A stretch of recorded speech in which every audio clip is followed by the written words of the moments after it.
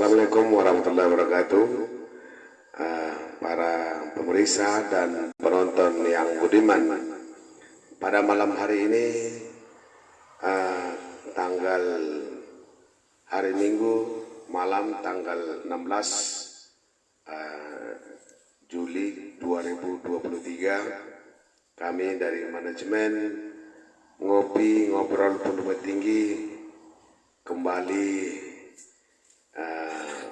membuka diskusi dalam konteks kali ini, ngobrol volume tinggi yang beralamat di Ampera Boro Lubis, Pasir Pangarayan, Kabupaten Rokan Hulu, Provinsi Riau, akan berbincang-bincang dengan seorang narasumber yang profilnya sudah dikenal di masyarakat, yaitu Ketua Partai Bulan Bintang. Para pemirsa dan penonton dimanapun Anda berada, khususnya yang ada di panggung Ngopi Ngobrol Volume Tinggi, kami terus berharap masukan, kritikan terkait kegiatan ini, sehingga di acara-acara berikutnya bisa berjalan dengan baik. Oke, para penonton yang ada di panggung ngopi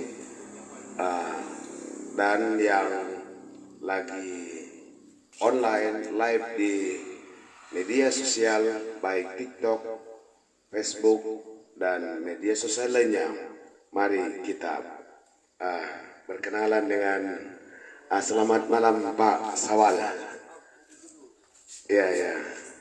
Hari ini kita berdiskusi dengan Ketua Partai Bulan Bintang ya Pak ya, tentang karena belum ada penetapan calon legislatif, sekarang saat ini masih bacalek bakal calon.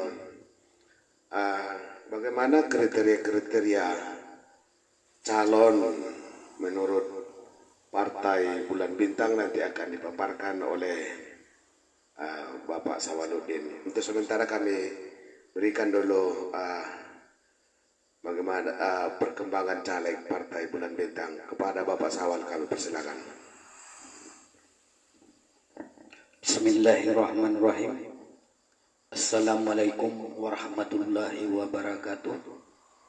Alhamdulillah wa syukurillah, pada malam ini saya kebetulan diundang di Ngobrol Volume Tinggi di Ampera Boro Lubis yang kedua kalinya ya.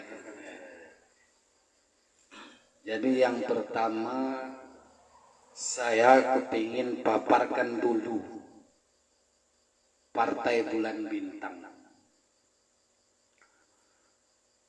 Sejarah Partai Bulan Bintang ini dia itu tetesan dari Masumi yang pernah berjaya di masa Orde Baru, diketuai oleh Kiai Muhammad Nasir. Kalau nggak salah dari Bataknya kan, Muhammad Nasir. Jadi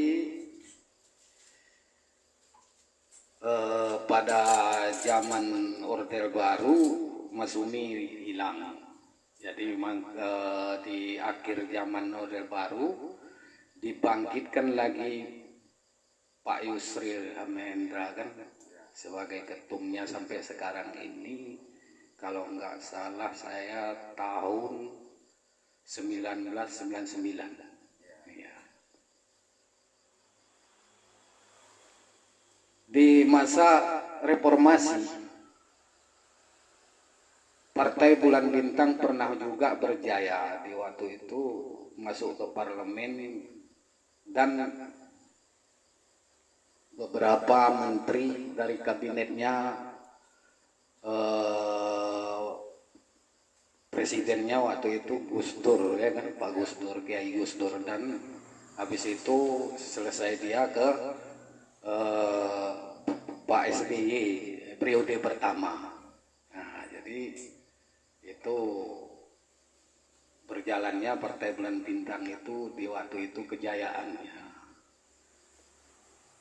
Dan di periode kedua Entah apa salahnya kita nggak tahu, karena saya pun sebenarnya menjadi kader Partai Bulan Bintang ini nggak lama, belum lama, sekitar 2 tahunan lebih lah.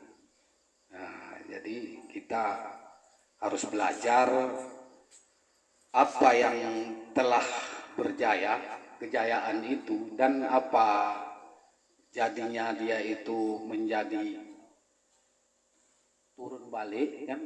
Itu harus kita pelajari sebagai kita kader Partai Bulan Bintang.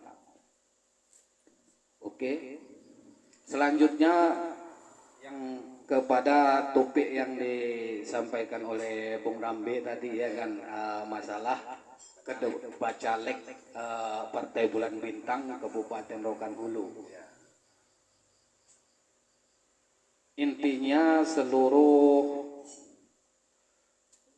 caleg yang direkrut oleh Partai Bulan Bintang Rokan Hulu itu semuanya berkualitas.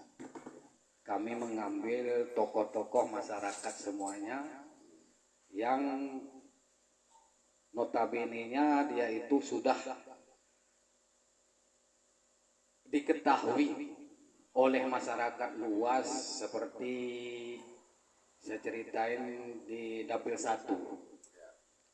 Dapil 1 ini saya merekrut untuk bacalek Partai Bulan Bintang ini 3 mantan kades. Nah, jadi kalau kita bukan orang yang kita rekrut ini orang yang baru belajar berpolitik, karena orang mantan kades ini kan dia itu sudah lalang buana dalam berpolitik itu, Bang Rambi. Nah, jadi intinya kedepannya untuk Dapil 1 kami ini untuk mengejar target kursi untuk Dapil 1 insya Allah akan bisa. Nah, karena calegnya di Dapil 1 ini 8 pol semuanya. Ya, jadi dia yang bisa dikatakan caleg bunganya cuma yang kota perempuan. Yang lain itu semuanya sudah sepakat berani bertaruh. Berani bertaruh, berani bermain, kan gitu.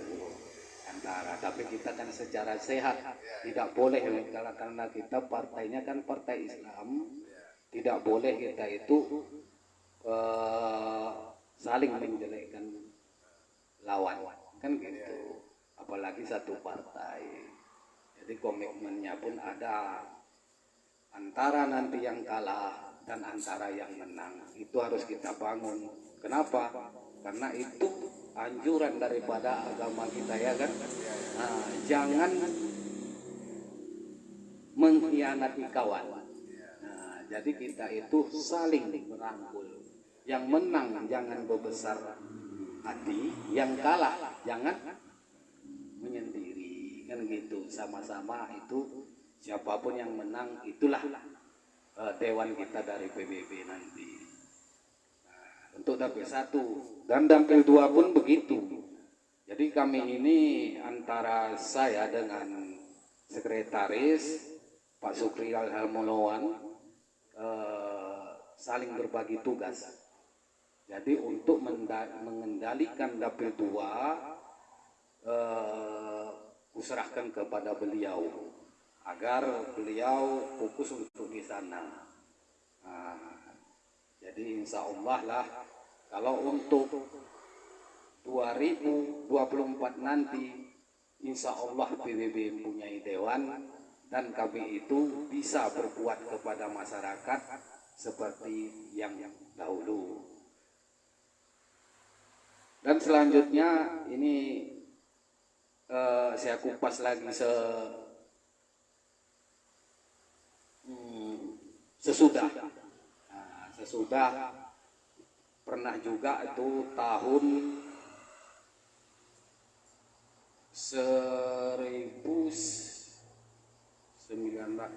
2009 ya kan? 2009 2009-2014 yang diketuai oleh ketua DPC-nya Bang Ramlan Lubis. Nah, pernah di Rokan Hulu ini menduduki 4 kursi, 1 fraksi dulu. Ya, jadi setelah itu ya turun. Jadi terus saya sebagai ketuanya sekarang masih kosong juga dewannya. Ya, itulah kita doain semuanya agar kedepannya PBB mempunyai dewan. Itu kira-kira dari saya dulu, Pak Ramli. Oke, terima kasih segelintir ya tentang perkembangan partai Bulan Bintang yang disampaikan oleh Bapak Ketua DPC Partai Bulan Bintang Sawadudin. Para penonton dan para pemirsa, kami ajak bergabung dan komen juga, baik yang di media sosial. Pak Sawal, kita lanjutkan diskusinya. Kehadiran Partai Bulan Bintang ini, Bapak bilang tadi adalah partai yang bernuansakan Islam ya. Berarti di sana ada dakwah ya enggak?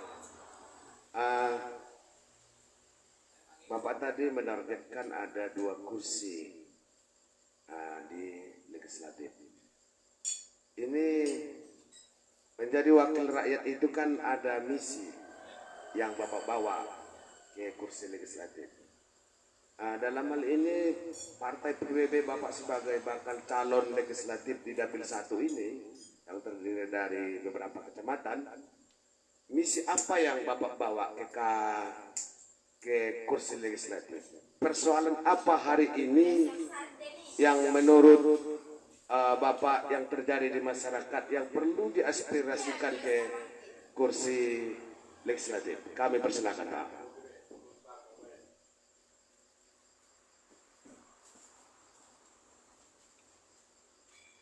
Itu ada ibarat pepatah, ya kan? Kalau baik sistemnya, jadi baiklah orangnya.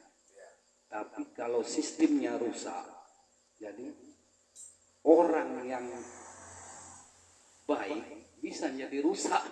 Nah, jadi nggak benar, kan gitu. Yang pertamanya, kalau kita itu mempunyai dewan nanti, sistemnya dulu kita benahi. Jadi kalau 2 dewan kita itu, kita benahin dulu struktur partai kita sebagai contoh kepada masyarakat bahwa inilah namanya Partai Bulan Bintang, dan menggerakkan sesuatu apabila kita perlu menggerakkan nanti Jumat Berkah. Nah, dalam acara Jumat Berkah ini kita itu bisa seperti wirid, kan gitu, seperti yang macam-macam lah di bidang pendidikan agama, kan gitu. Jadi kalau untuk di persoalan masyarakat hari ini apa, Bapak? Ya persoalan masyarakat yang pertamanya yaitu ya 1 di pendidikan, ya yang keduanya di ekonomi. Ya, jadi ekonomi ini pun walaupun kita partai Islam, ya kan, itu harus ekonomi itu harus kita bangkitkan kembali dengan cara umpamanya UKM, kan? Nah, ekonomi kemasyarakatan itu, makanya kalau bagi saya, ya kan, pernah saya alami dulu waktu tahun 2003 sampai 2006 saya itu tinggal di Kota Payakumbuh, Sumatera Barat. Di waktu itu angka kemiskinan di Sumatera Barat itu paling tinggi karena suami laki-laki, ya kan, kerjanya waktu itu di situ nanam kacang panjang, terong, timun, petani lah. dengan harganya yang murah. Waktu itu jualnya bukan per kilo, per karung, satu karung 35.000. Segitulah. Jadi angka perceraian di waktu di Payakumbuh itu waktu itu pada saat itu sangat tinggi. Nah, jadi pas pemilihan, ya kan, dicalonkanlah orang yang merantau. Kalau nggak salah bapak itu dari Bandung, merantau pulang dia ke Payakumbuh, ya kan, dicalonkan dia menjadi bupati dan menang. Nah, itulah digalakkannya tentang usaha kecil dan menengah itu sampai sekarang ini ibu-ibu di Payakumbuh itu tidak lagi tergantung oleh kepada pendapatan suami. Nah, jadi mereka sudah mempunyai usaha sendiri seperti kue, banyak makanan-makanan ringan itu yang ke sini ke kita ini dijual tuh. Coba lihat itu roti-roti itu mereknya Payakumbuh kan. Nah, jadi itulah usaha itu harus kita lakukan hulu seperti itu. Dan di kita ini banyak lagi yang bisa jadi usaha kalau umpamanya kita buka jaringan seperti di pulau-pulau Jawa sana, karena saya dulu saya itu udah lama juga di Pulau Jawa, yang nggak pernah saya Jogja. Ya, jadi di situ itu kelebihan daripada masyarakat itu setiap rumah itu mempunyai program, mempunyai usaha. Nah, home industry seperti racun tikus. Racun tikus itu kalau itu bukan pabrik, usaha rumah itu, rumah tangga yang dibungkus kan. Nah, seperti contoh-contoh yang gosok priuk macam segala itu kan, home industry. Nah, jadi kita ini berpikir ke depannya itu harus mengapakan home industry itu, karena di kita ini bahannya banyak. Nah, seperti lidi, ya kan, lidi sawit, ya kan. Nah, itu kalau kita gunakan bermacam-macam bisa itu. Nah, ya, banyak di sini yang kita apakan bisa, karena di kita ini banyak bahannya, banyak. Tinggal kita itu seperti Ibu PKK maunya pemerintah sekarang ini, janganlah DPR aja studi banding. Kalau Ibu PKK pergi studi banding, dia kan membawa ilmu ke kita ini kan. Nah, bisa dia membentuk usaha di kampung-kampung kan gitu. Jadi dulu yang dilakukan oleh pemerintah Payakumbuh itu, yang studi banding itu Ibu PKK, melalui Ibu PKK. Jadi makanya sampai sekarang home industry itu di Payakumbuh itu sangat maju. Nah, jadi itu pesan, bukan pamannya itu visi dari PBB, bukan pesan aja kepada ya bacalek kan gitu. Jadi kita itu kayak saya, kalau saya menang nanti itu akan saya gerakkan melalui kelompok saya sendiri dulu. Nah, nggak boleh kita umpamanya harus kita apain serokan hulu ini, nggak bisa. Mengapa project namanya kan gitu, harus kayak gitu, contoh kepada masyarakat kan gitu. Itulah kira-kira yang bisa saya sampaikan barang ini. Oke, luar biasa sekali nih. Ini caleg yang sungguh berkualitas. Para pemeriksa dan penonton yang budiman, meskipun belum caleg Pak ya, pasti bakal calon legislatif. Semoga ide dan pemikirannya yang cemerlang ini memberdayakan ekonomi masyarakat dan direstui oleh Allah Subhanahu wa Ta'ala, jadi caleg dan menang di DPR Pak ya. Tapi Pak Sawal, kalau cuma 2 anggota DPR kan kita tahu bahwa menjadi seorang anggota DPR itu kan fungsinya adalah satu, legislasi, pengesahan peraturan daerah. Yang kedua adalah pengawasan kegiatan pemerintah. Dan yang ketiga itu adalah budgeting, penganggaran. Itu kan membutuhkan lobby dan komunikasi politik yang cukup alot itu nanti Pak Sawal. Kalau dengan logika apa yang Pak Sawal berikan kepada rekan-rekan DPR nanti? Kalau ini berada-ada nih Pak Sawal, ya kita bukan berhayal ini, tapi kan bercita-cita, ya enggak? Ketika Pak Sawal nanti direstui dan duduk di DPRD, logika apa yang Pak Sawal sampaikan kepada sesama rekan-rekan di legislatif, di DPR dan pemerintah, sehingga ide-ide Pak Sawal dalam mengembangkan potensi daerah seperti UKM tadi itu bisa diterima. Bisa dikomentari Pak Sawal ya, sedikit ya. Itu tadi yang pertamanya aku bilang Bang Rambe, karena yang pertamanya dibuat dulu kelompok tersendiri menjadi contoh kepada rekan-rekan yang di DPR. Kalau kita menyampaikan ide di situ, itu nggak akan masuk. Sebelum kita berbuat kan gitu, kita buat dulu suatu, umpamanya ini produk, ya kan, suatu merek. Kemasan seperti sawit kan gitu, belum ada. Sebenarnya itu bisa kita apakan, seperti kita buat seperti bemoli itu coba diproduksi PT apa ini yang dari Surabaya. Jadi Surabaya itu kok bisa balik ke sini dari kita. Jadi itu tentang penyulingan minyak itu, saya pernah dulu di waktu saya di Surabaya ya, bertemu dengan dosen dari Malang itu kan, dia itu membuat penyulingan minyak kayu putih, ya kan.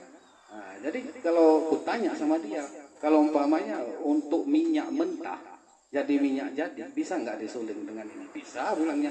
Waktu itu masih tahun berapa itu ya? Tahun kalau nggak ingat salah ya 2003 ya, saya di Surabaya kan. Itu bisa bilangnya. Jadi kalau kita ini umpamanya satu lagi didukung oleh pemerintah, ya kan? Suatu usaha ini melalui Prosda itu kan, Prosda enggak? Perusahaan daerah. Asal mau aja, seperti di Jawa sana itu, kenapa yang daerah Jawa sana Prosda itu jalan? Karena di Rokanhulu tidak kan gitu. Yang pikinya pasar ke pasar, membangun pasar, ya kan Pak kan? Pasar ini tiap desa udah ada pasar. Jadi kalau di Jawa sana itu Prosda itu industri kecil, ya kan? Banyak juga industri yang besar. Jadi kita ini harus melangkah ke situ. Jadi kita ini persaingan itu supaya kita itu Rokanhulu tidak ketinggalan dengan kabupaten yang lain. Ekonomi dan semuanya bisa. Seperti untuk menambah APBD itu kan, kita bisa umpamanya distributor. Seperti Rokanhulu ini buat distributor kita barang dari Jawa kan gitu. Jadi di sini kita stok belanja orang dari mana-mana kan bisa juga. Jadi banyak yang bisa. Para wisata apalagi, ya kan? Kalau kita itu berapa air terjun dulu. Mulai dari Ekmatua sampai ke Sungai Salak sana itu bagus-bagus air terjunnya tuh. Alamnya. Ya kan? Jadi kalau kita tengok air terjunnya daripada Sumatera Barat, ya kan? Itu iya nggak akan ketinggalan kita. Yang apanya pengelolaannya, macam mana kita mengelola itu kan? Seperti kalau kita pergi ke Singapura kan? Itu yang hotel-hotel yang diminati oleh pengunjung itu di atas bukit seperti itu. Nah, hotel kan, homestay kan, nah itu di hotel gitu. Nah, jadi ngapain lah kita ini umpamanya setiap liburan, terbang Pekanbaru, terbang ke apa? Kenapa kita nggak mengundang investor dari lain ke sini untuk berliburan? Ini banyak kita punyai tempat wisata kan. Nah, kan bisa aja, kita jangan berniat ke negatifnya, ke positifnya kan gitu. Dia gitu kan bisa wisata religi kan gitu. Kita buat fakultas di atas sana, walaupun itu seperti hutan lindung kan gitu kan. Ya hutan lindung itu di Sumatera Barat sana semuanya hutan lindung. Tapi dikelola nggak apa-apa, jangan ditebang, dijadikan kebun karet kan gitu. Nah, tapi kita kalau membangun jalan macam segala, siapa yang nyalain? Masyarakat banyak itu Bung Rambe gitu kira-kira ya. Oke, nah, Pak Sawal berbagai trik dan ketika nanti sudah dipilih oleh rakyat. Cuma Pak Sawal dan para pemerintah, saya melihat perkembangan daerah hari ini agak pesimis. Karena setiap caleg yang datang itu, ini mohon maaf nih Pak Sawal, bukan menyinggung saya. Ditanya wani piro.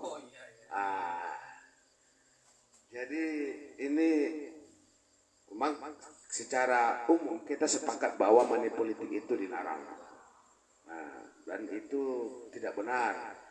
Bahkan ada hukumannya bagi yang melaksanakan dan menyuap suara atau yang membayar suara.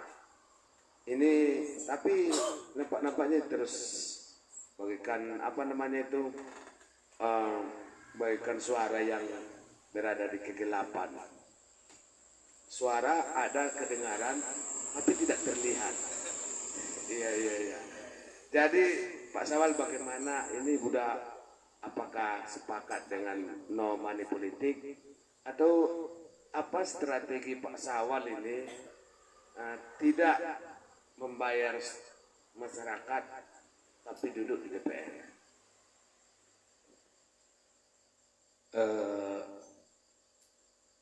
Ini tentang money politik ya kan. Money politik ini memang ya telah menjamur itu kan. Ibaratnya kalau maaf cakapnya kayak kentut ya kan. Tercium tapi nggak nampak kan gitu. Itu money politik. Kayak kentut. Nah itu cakapnya kan gitu. Jadi itu yang ku bilang tadi, kita harus benahi sistem.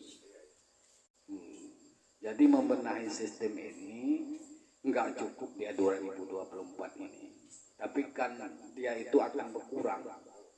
Apa caranya, strategi kita untuk mengalahkan orang yang berpikiran dia cuma untuk duit aja, umpamanya saya akan menang, saya punya duit sekian. Nah, makanya seperti Partai Bulan Bintang, dia itu merekrut orang-orang yang berpotensial. Maksudnya dia itu tokoh masyarakat yang sudah berbuat. Karena itu enggak semuanya, umpamanya ini money politik ini berjalan dengan lurus, enggak semua rakyat yang mau dibayar. Nah, seperti umpamanya saya caleg, Bang Ramping caleg, ya kan? Ini saya punya duit, aku serang ke basis Bang Ramping. Itu umpamanya dengan 100 juta, mungkin mau aku dapat suara sekitar 20 cuma, kan rugi sih.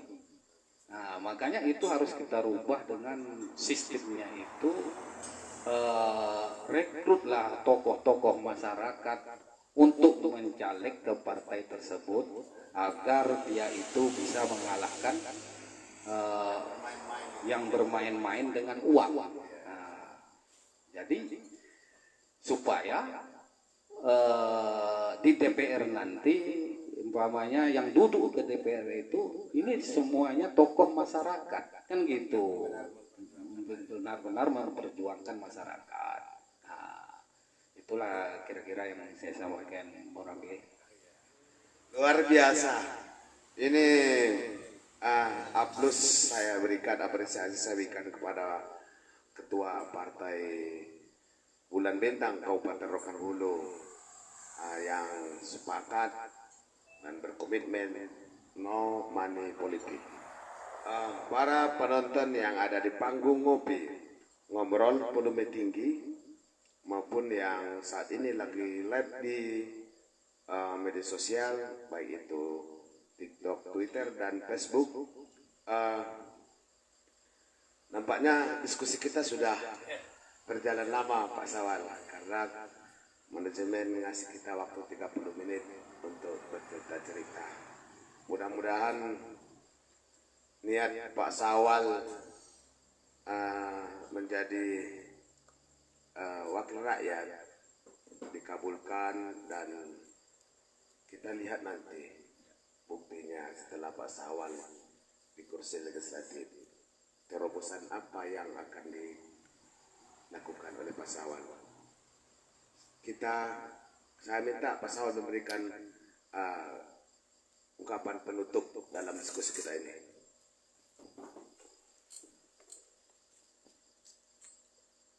Yang terobosan yang saya buat nanti yang pertamanya itu tadi infrastruktur partai, ya kan?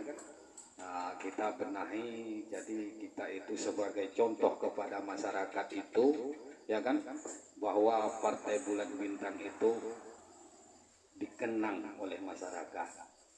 Nah, dan yang keduanya, kita itu tetap menyampaikan kepada kawan-kawan nanti, kalau saya terpilih nanti di DPR untuk UKM, home industry tadi kan, dan pariwisata untuk menambah APBD Rokan Hulu pendapatan, karena dia itu kalau kita pikirkan untuk lahan untuk persawitan sudah habis, makanya kita harus industri dan pariwisata itu. Makanya saya contohkan tadi ke Sumatera Barat itu, bahwa Sumatera Barat penghasilannya yang tertinggi dari pariwisata, ya kan? Nah, jadi itu yang pertama yang sebagai penutup, sebagai apa namanya, pengunci diskusi kita pada malam ini. Ngobrol volume tinggi sangat bagus untuk kita, bahwa Rokan Hulu semakin maju, PBB luar biasa. Insya Allah dapat kursi aman. Assalamualaikum warahmatullahi wabarakatuh. Assalamualaikum warahmatullahi wabarakatuh. Luar biasa para pemirsa dan penonton yang budiman. Kita sudah dengar uraian yang berbagai hal yang disampaikan oleh Ketua PBB Kabupaten Rokan Hulu. Ini bukan kampanye Pak Sawal, tapi kita diskusi dan berdiskusi pada malam ini dan berdialog, bahwa memang itu yang kita butuhkan adalah yang mengerti tentang kehidupan masyarakat, sehingga dia menjadi wakil kami nanti di legislatif, tahu dia apa yang saat ini kami rasakan, Pak. Bapak merasakan hari ini yang kami rasakan, bahwa apa yang disampaikan oleh Pak Sawal adalah pemberdayaan ekonomi, pemberdayaan pariwisata, pemberdayaan pendidikan merupakan hal yang wajib bagi Pak Sawal untuk diaspirasikan di kursi legislatif nanti. Oke, para pemirsa dan penonton yang budiman, saya dan seluruh kru dan manajemen Ngopi ngobrol volume tinggi yang dipimpin oleh Haji Sarakawi SE dan saya sendiri sebagai panelis Raja Paluta Lambe bersama Ramdan Lubis dan Adi Irwan Udayana dan Rustamina Sution sebagai kru, mengucapkan terima kasih atas perhatiannya. Mohon terus dukungan dari pemirsa dan menonton di media sosial agar kegiatan ini terus berlanjut di hari-hari berikutnya. Terima kasih. Assalamualaikum warahmatullahi wabarakatuh.